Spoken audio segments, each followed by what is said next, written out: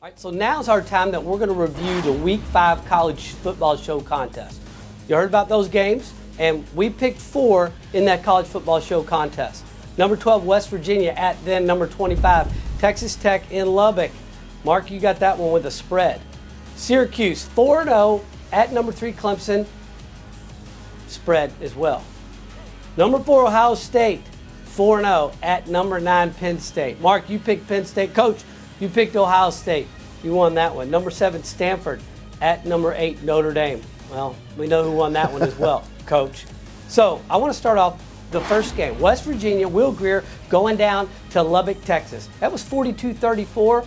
That was a pretty close game. Wasn't close in the first half, but they came out and West Virginia finding those ways to wins in Lubbock. Mark, what do you think about that game? Well, if you look at the first half, Will Greer was outstanding in that football game. He threw for most of his passing yards. His 3 touchdowns, they were all in the first half. They had a 35-10 lead. And for some reason, in the second half, Dana decided to pull his foot off the gas. They couldn't do anything. But as I stated about this game last week, Coach, I said the defense would make a play for West Virginia. Tony Gibson's defense did a terrific job in the first half, slowing Texas Tech down, holding them to the 10 points.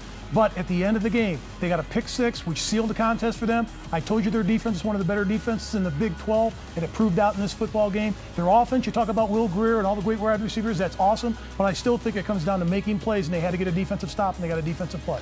And what's really amazing, Mark, they had a very, very good defensive lineman transfer out of West Virginia to another school. So their defense has been very impressive. I can speak personally. You're up 35-10 at halftime. Your opposition is no longer the team on the other sideline. It's the clock. And you have a tendency to play against the clock instead of trying to put points on the board. You think, well, maybe we have enough to win, etc. And you lose the momentum of your football team. In addition to that, your team just doesn't have a sense of urgency that you have when the game is very, very close. And the enthusiasm, the excitement, you just want to get the game over. Let's get on the bus and go home. Coach, it wasn't not even at halftime. They got into the third quarter, it was 35-10. Yeah, but I'll tell you this. The one thing about Kingsbury at Texas Tech, Mark, they can put points on the board in a hurry. That's the one thing. He has an excellent offensive mind, and he's on his third-team quarterback, and no matter who they put in a quarterback, they can throw and catch the football as well as anybody in the country. They find ways to get it done. Well, Mountaineers go off, play Kansas. They're going to find a way to get it done there. Texas Tech is going to TCU. Our next game, Syracuse at Clemson. We talked about this revenge game. Trevor Lawrence's first start. His backup's a guy named Chase Bryce wearing a green coverall on the sideline so he could be seen because they were going to air it out. And you know what? Trevor Lawrence goes down. Clemson holds on 27-24. Mark, tell us about that game.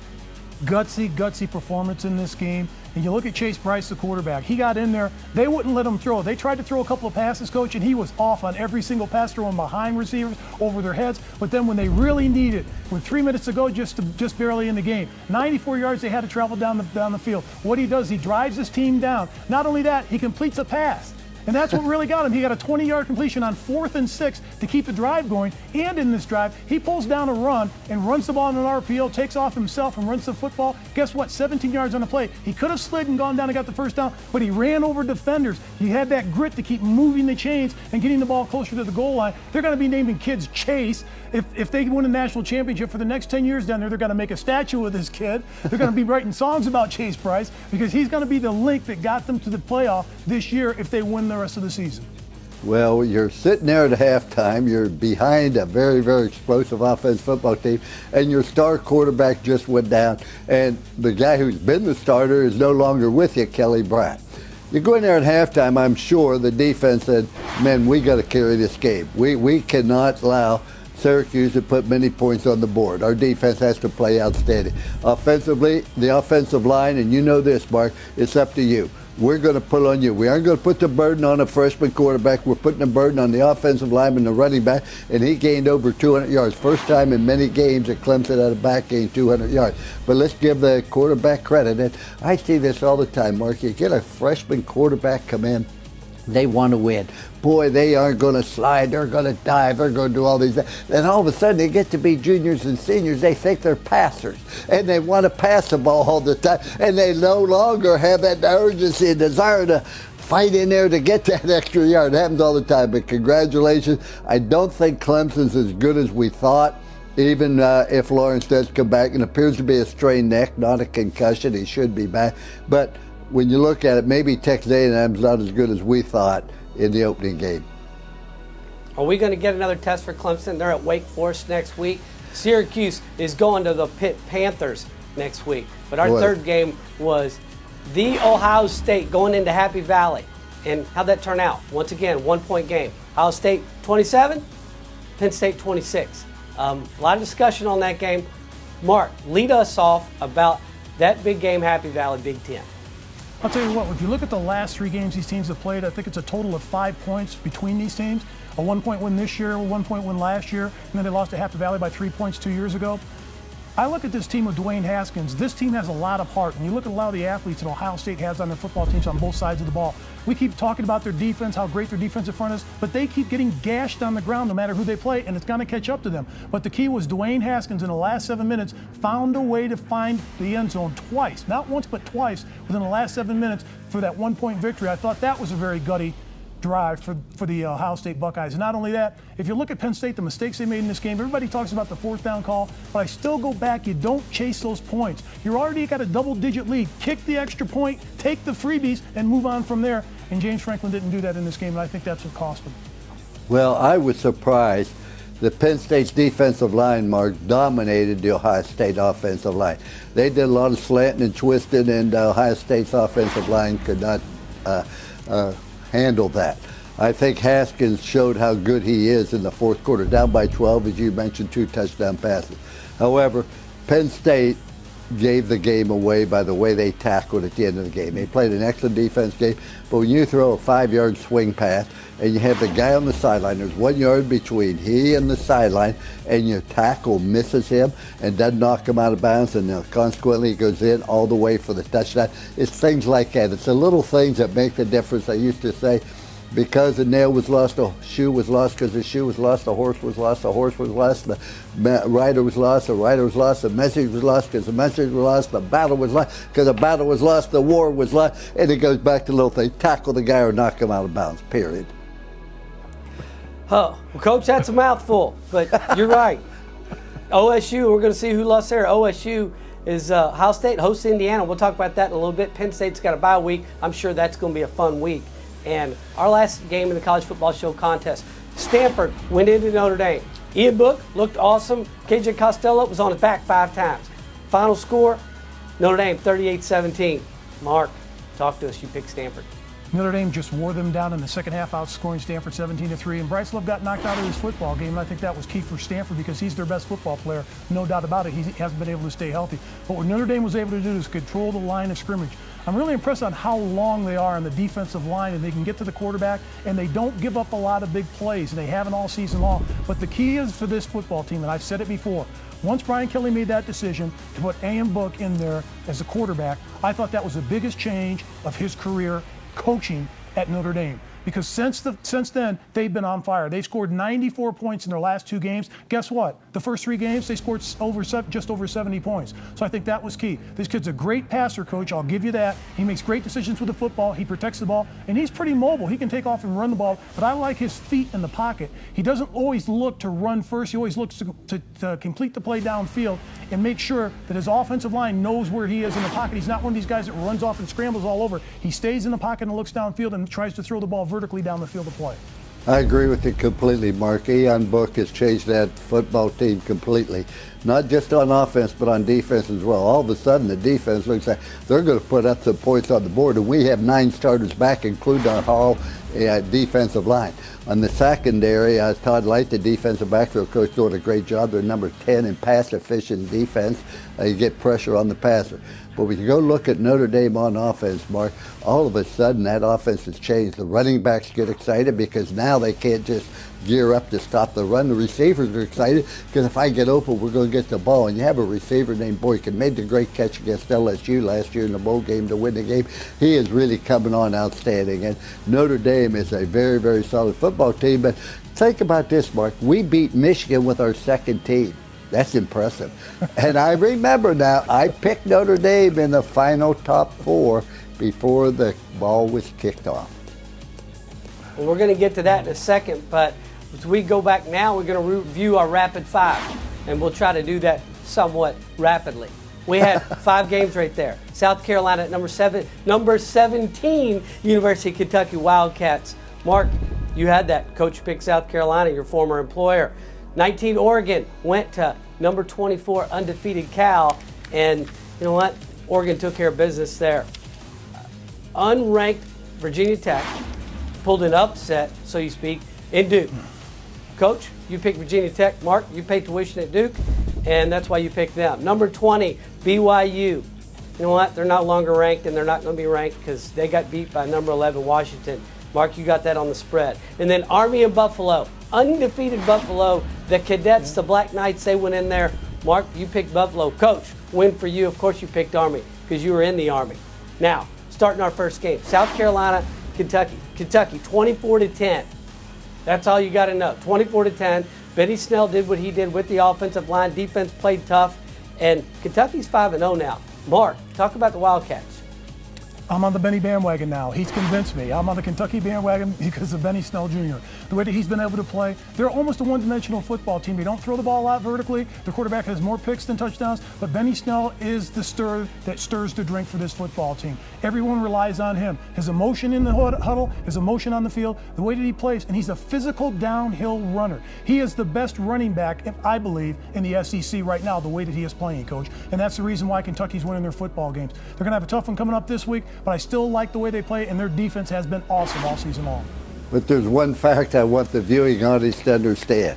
Out of 9 games, I picked 8 winners. The only one I missed was South Carolina, and South Carolina had 4 turnovers in the football game, and you can't win when you turn the football over. Congratulations to Texas.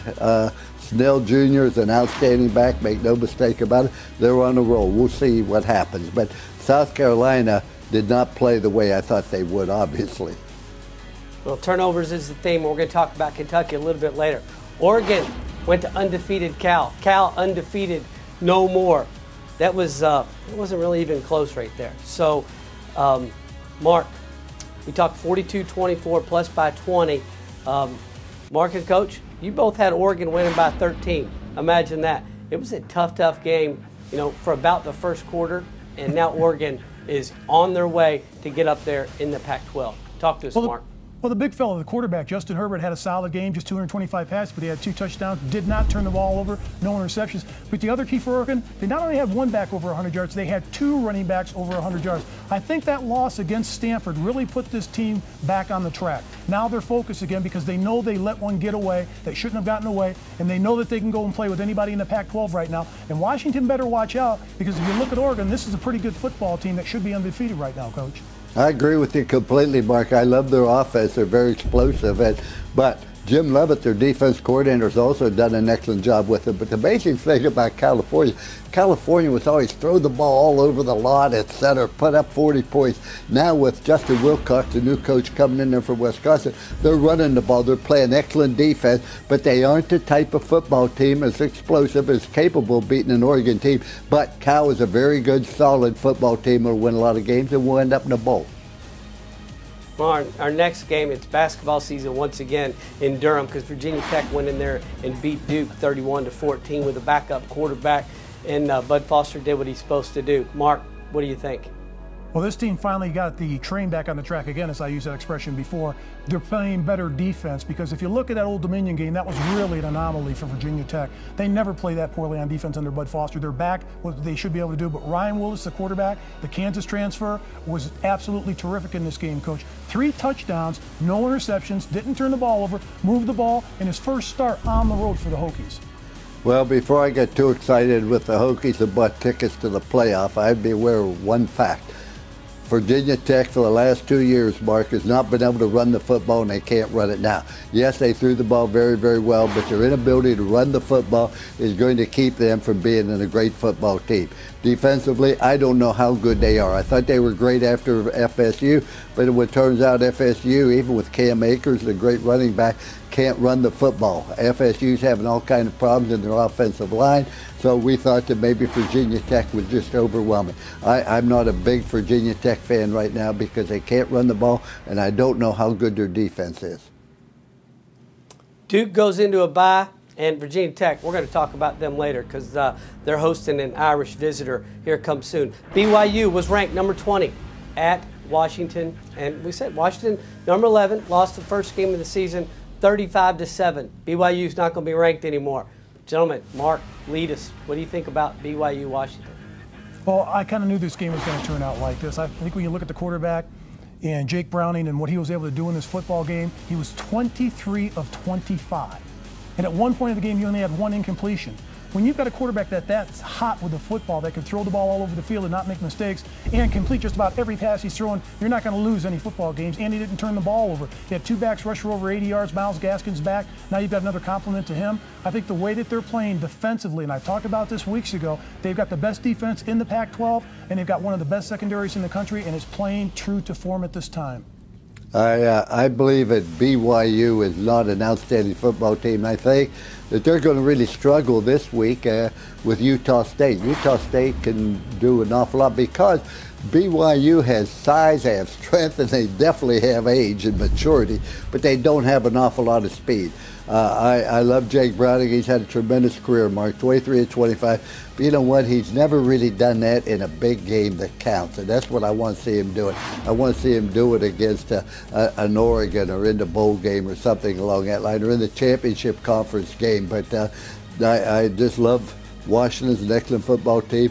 Peterson doesn't play it as wide open as he did at Boise State, but one thing's for sure, when people ask me to list the great coaches in the country, I have to list Peterson. I think he's outstanding.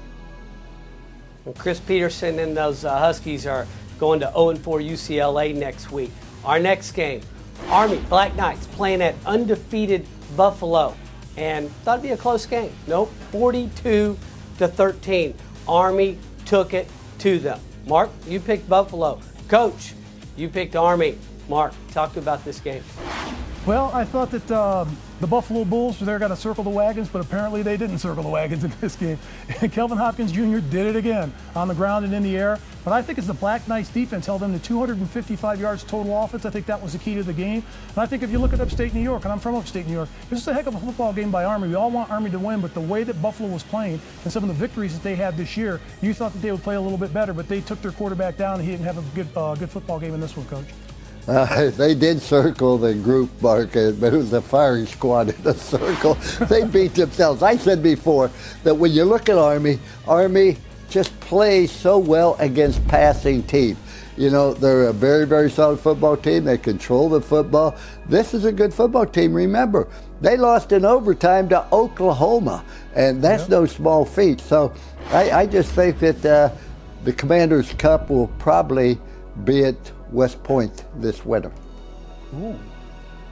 More on the Commanders and Chiefs trophy as we move on into the show. But before we talk about next week, let's talk right now. Go back to the NFL or the college football playoff predictions. Mark, you had Alabama, Clemson, Oklahoma with an asterisk, and Washington. Are you sitting tight? I'm sitting tight with mine right now. Not making a change at all. Coach, Georgia, Clemson, Notre Dame, and now Ohio State is in there. How are you feeling about that right now? I like Ohio State. I think they have a good path down there. Georgia's got a tough path. They got to go and play LSU, and then they are going to have to beat Alabama in the championship game. They got to get by Florida in a big cocktail party, so to speak. So they have a hard time, but I still like Georgia. I think they're a good team. I'm not sold on Clemson right now. They have not played as well as I thought that they would. And if I was going to replace Clemson with anybody, I'd replace him with UCF. UCF, the next football team. I know they weren't challenged last week when they beat Pitt 42-14. That's no great accomplishment. But this is a real team. I mean, they are a solid football team, can play with anybody, and their quarterback, Mackenzie Milton, is outstanding. I mean, he counted for 6 touchdowns last week. Mark, they are for real. Do not underestimate them. This football team beat Auburn in the bowl game last year, and this is a much better football team than last year because they're playing much better defense. Offensively, they're unstoppable.